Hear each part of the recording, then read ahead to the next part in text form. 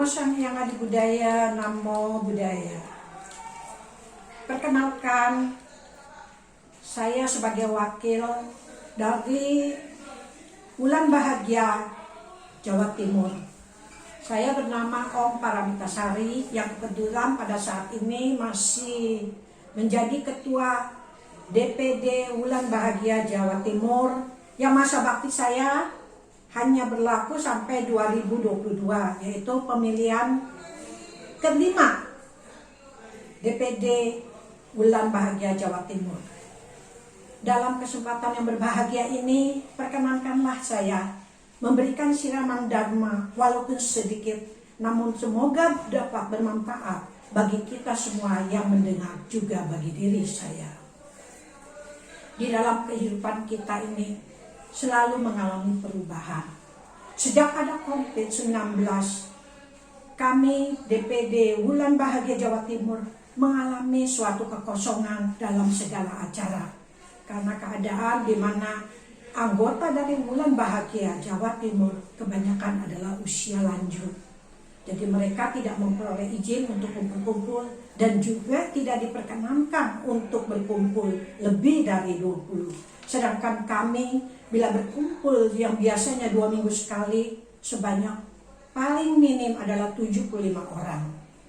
Untuk itu banyak sekali yang bertanya, kapan kami bisa berkumpul kembali? Kita menunggu situasi dan kondisi. Banyak yang bertanya, kapan saya mendapatkan siraman Dharma? Kapan saya bisa minum teh bersama-sama? Saya bilang kita bisa melihatnya melalui jombling. Tapi tidak semua dari warga Wulan Bahagia Jawa Timur dapat menggunakan dengan sistem jombling. Paling hanya 5 atau 6 orang saja. Untuk itu saya memberikan suatu pendapat kepada mereka dengan melalui telepon, melalui WA, dan saya bilang, renungkanlah dan sadarilah apa yang telah kita perbuat semasa kita hidup saat ini. Gunakanlah waktu ibu atau bapak yang ada dengan sebaik mungkin. Kita harus menilai orang lain tergantung dari kejernihan pikiran kita sebagai manusia. Jika hati kita bersih, pikiran, perkataan, perbuatan kita pun akan membawa kita membawa ketenangan. Tidak ada orang yang tidak memiliki kompetensi. Saya akan memberikan suatu contoh di mana mawas diri, penuh perhatian dan tanggung jawab sangat diperlukan dalam masyarakat ini. Ada seorang guru, dia mendidik anak muridnya dengan sabar, dengan penuh toleransi, dengan penuh tanggung jawab. Anak ini dari orang yang tidak punya. Waktu kelas 1, kelas 2, kelas 3 memiliki ranking pertama. Tapi sesudah kelas 4 mundur, datang ke sekolah dengan memakai baju yang kotor. Dan waktu kelas 5 malah tidak pernah hadir, datang siang hari.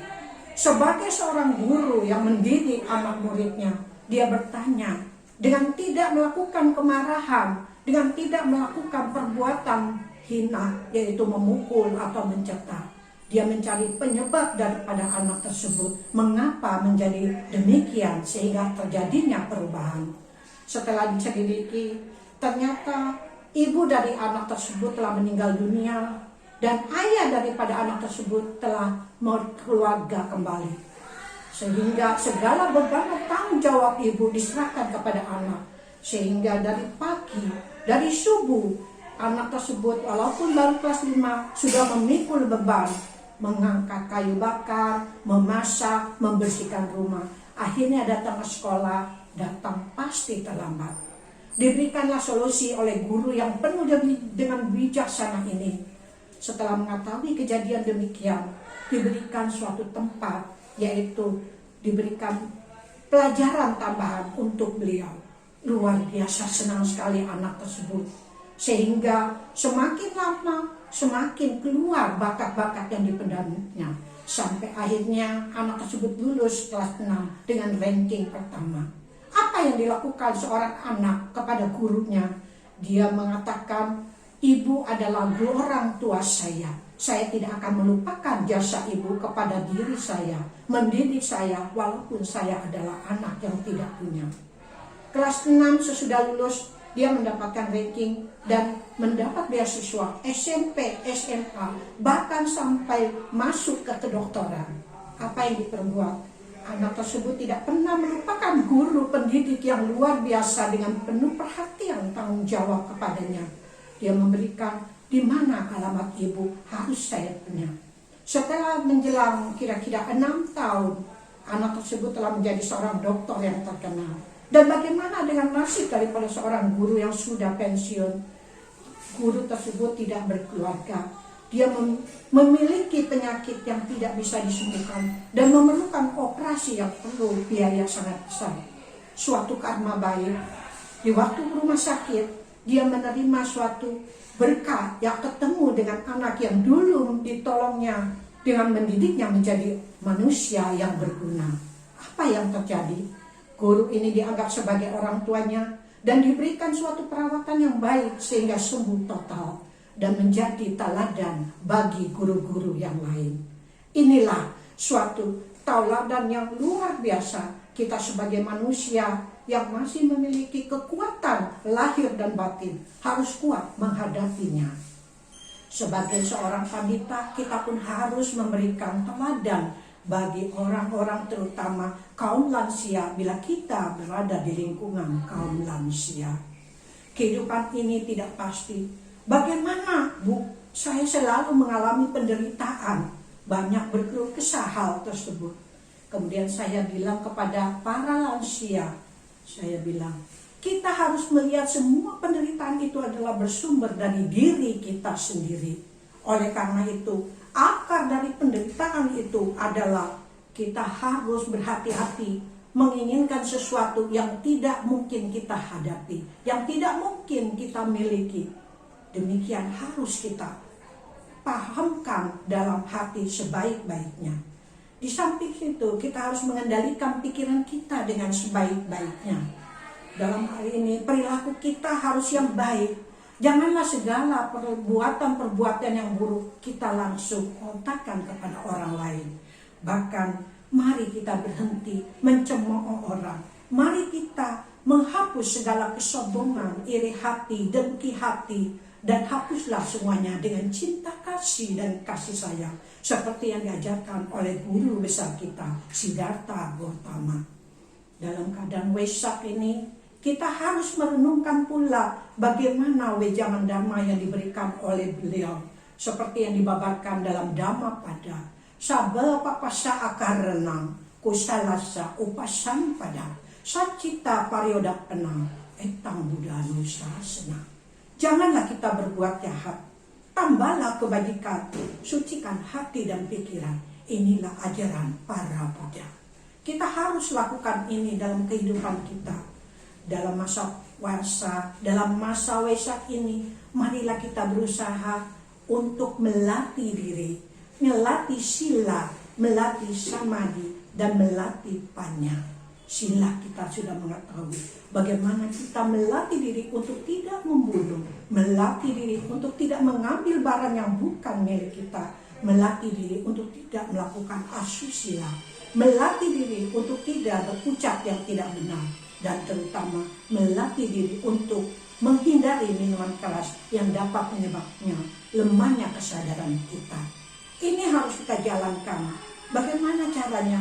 Harus dari kemauan kita sendiri. Bila kita ada kemauan, pasti ada jalan. Mana mungkin itu bisa terjadi. Seperti contoh, ada seorang yang masih sudah berumur tapi bisa bertenar, menjadi tenar. Itu adalah karena kemauan dan keinginan kita. Bagaimana sila kita dapat jalankan?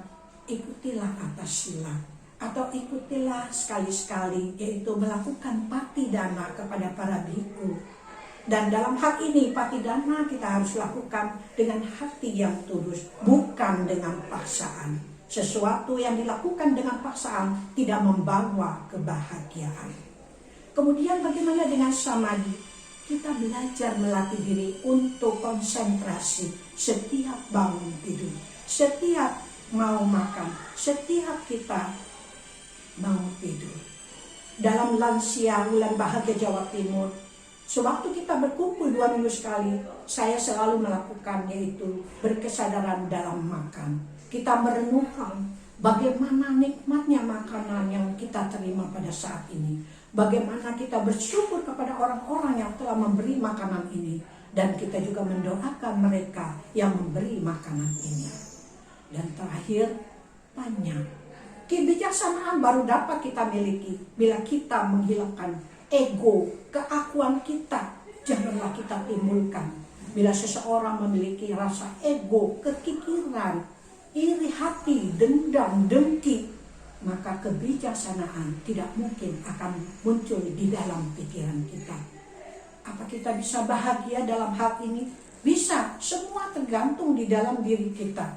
Oleh karena itu, mari para lansia, baik yang ada di Jawa Timur maupun dimanapun, kita latih diri kita sedini mungkin agar kita dapat mengerti bagaimana ajaran daripada guru besar kita, junjungan kita begitu mulia.